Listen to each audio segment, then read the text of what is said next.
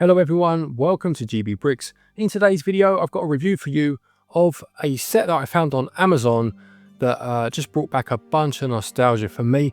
This is from a company named MillionSpring. It's distributed by them, and this is Johnny 5 from the Short Circuit films from back in the day. I used to love those films, and yeah, I found this on Amazon and thought it would be interesting to give it a build and see how it goes. Never built anything from this company before, so now that I've done it, what do I think of it? Well, let me tell you.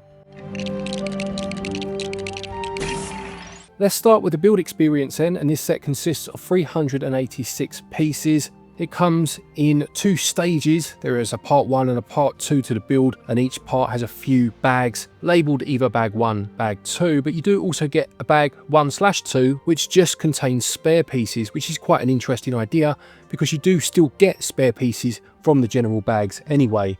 I found the build an enjoyable one. The bricks are from ABS plastic, the same as Lego, and the quality of the bricks, I must say, was very good. They felt perhaps ever so slightly lighter than Lego bricks, but after a couple of steps building, I didn't even notice it anymore. They clicked together very nicely. And yeah, it could well have been a Lego product in terms of the quality and overall feel of the bricks. There is some repetition in the build in terms of course, the symmetry of his body. Both arms have to be built, etc. But there is also an asymmetric element to him in terms of his laser and his camera here that he had in the movies, of course. So there is that to it. It's not strictly a case of building the same thing twice, just on opposite sides. And the major downside really to the experience was that some of it was a bit finicky, for want of a better word. There were a couple of steps that were quite awkward to put together.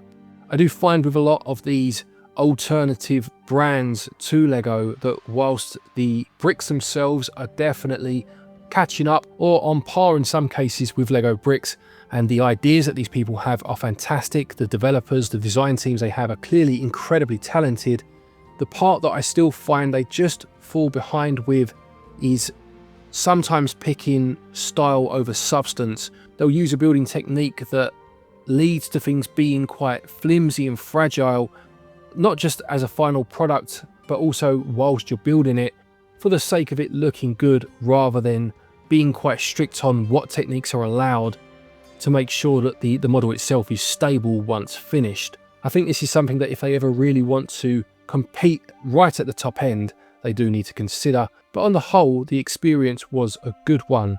Let's move on to the building techniques used then, and this reminded me actually of one of my favourite smaller Lego sets from about, it must be 10 years or so old now, just over 10 years old.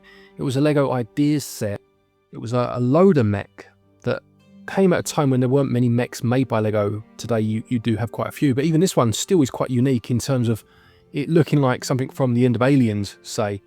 And this Johnny 5 reminds me of that model, which is a compliment, don't get me wrong. I love that little model. You're putting a lot of greebling on, and you're adding a lot of parts that make him look mechanical and obviously hand-built almost. And I think they've done a very good job of doing that. I like the use of the colours. You have obviously the light grey for the most part, but there are other colours thrown in. There's a lot of sand blue, there's some silver parts as well, and the black, and they just help to accentuate certain parts. There's a bit of Technic used at certain points, certainly down towards the bottom there, where the movement takes place, of course. This adds to that mechanical feel, as well as obviously keeping the model, the core of the model, strong. I mentioned in the experience part that some of the techniques used aren't as strong as those used by Lego, and this is an example of it here. If you notice, I don't know if you can see, but that doesn't quite sit flush, and no matter what you do, you cannot make it do so. You can push this in and it will pop out at the top, as you may have been able to see there. Likewise, if I push it back in again, it will pop out at the bottom. There's nothing you can do to get that to sit flush.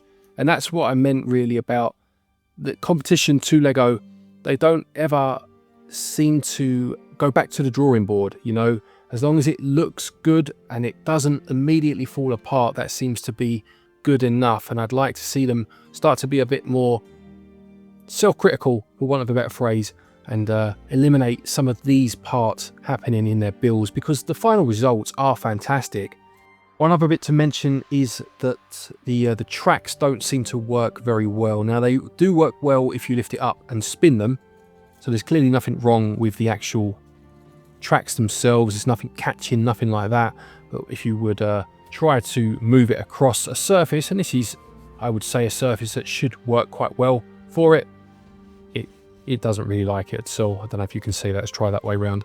Yeah, as you can see, they don't really move. I did try it on the floor as well. It works better on the floor. They kind of shunted along, but yeah, it's not ideal. But like I said earlier, I do think this is more of a display set than a play set.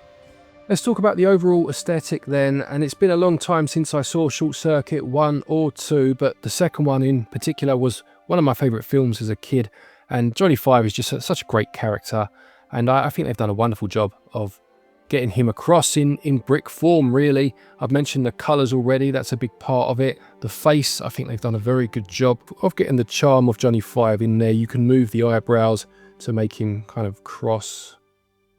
There we go. Or back to a bit more placid, I suppose, for want of a better word. That again, that is a part that is a little flimsy, so you just need to be careful. This is definitely more of a display model than a play model, that's for sure. But once it's built and you are displaying it, I think it looks wonderful. I really do think they've done a good job. On the back, I'll just tilt him that way so he fits in shot, but you've got kind of hoses and the little skeleton arms and whatnot to show all of the wires that make him come alive. Again, this here, if you were to look at the instructions for these two wires in terms of where they wanted them to go, they clearly aren't long enough to do what the picture is showing you and the instructions are telling you. So that's kind of as good as I could get it, which I think looks fine. But again, it's just that quality control, I think, of making sure that things look as good as the pictures seem to say they should. But on the whole, I think this looks great, and I will display it on my shelf, and I think it will sit quite proudly with some of my Lego models. I don't think you'd know the difference between them once you're looking at it. I think they've done a really good job there. If we move on to the section where I usually look at the budget used, how have the company used their budget, or what minifigures have they thrown in is generally what I talk about here. Obviously no minifigures in this set, but in terms of the budget, I mean, they've used... It's quite interesting, this one, because they've used... Every piece that's in here is a Lego style piece. There's not one piece in here that was exclusive to this company. And I always find this with these companies is that it feels like you're making somebody else's mock. It feels like you've gone on to, is it Rebrickable, the website that you can go on and buy other people's instructions, and you're building someone else's mock, where they are obviously going with the pieces that are available to them as per Lego. And I sometimes wish that these companies would step outside of that and make some of their own molds and, you know, really be able to shape things the way they want to shape them. But that's not what happens most of the time, to be fair, and that's not what happened here. These are all parts that you would find in Lego and in a Lego set, and they've done a great job of using those parts to build something that I would love to have seen Lego do themselves. And I like the fact they've done it on a small scale. It shows that you can build something that looks really good, looks iconic, will fit on a shelf, and doesn't break the bank. It's nice to see, to be perfectly honest. One thing to mention is that the molding process they use for their bricks leaves quite an odd mark just there. It's on every one of their bricks somewhere, on one, obviously on one of the studs. Just a bit odd. It's clearly by design, but it's just quite noticeable. And yeah, that's a strange choice. Whether there's anything they could do about it, I don't know, but just be aware that that's what their bricks look like. But I do think that on the whole, the budget has clearly been used well to create a very good looking model. And finally then we have the value section. Now, I always judge in my reviews as per RRP. I couldn't find a definitive RRP for this. This is, as I mentioned in the intro, a company called MillionSpring that distributes this, and they don't seem to have their own website that I could find. They go via Amazon. So I got this for £18, but that was knocked down from the original price of £22.99. So I'm going to call that the RRP price. And I think actually, even for that higher RRP than I paid, that's that's not a bad price at all for what you end up with. You know, for just shy of 400 pieces, a build experience that will take you a good couple of hours, and once it's built will sit on a shelf and look impressive, I don't think that's a bad price at all. Actually, I'm quite impressed by that price. I think production values are decent. I have mentioned a couple of little bits here and there where I do think they need to just strengthen their building techniques, but I think the design element of it is fantastic. Again, a couple of times in the instruction manual, there were some steps that weren't overly clear, but even saying that, I do think on the whole, the instruction manual is printed on quality paper. I think this is, yeah, good value for money. And if you find it for even cheaper still like I did, then yeah, you're absolutely winning.